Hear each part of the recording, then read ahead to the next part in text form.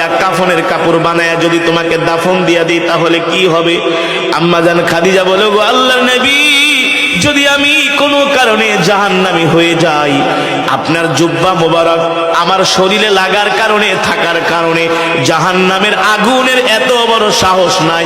রহমাতুল লিল আলামিনের জুব্বা মোবারকে জাহান্নামের আগুন লাগবে, ঠিক কিনা বলেন? আল্লাহু আকবার। দুই নম্বরে, আমি তোমার কবরের পাশে কেন হাঁটবো?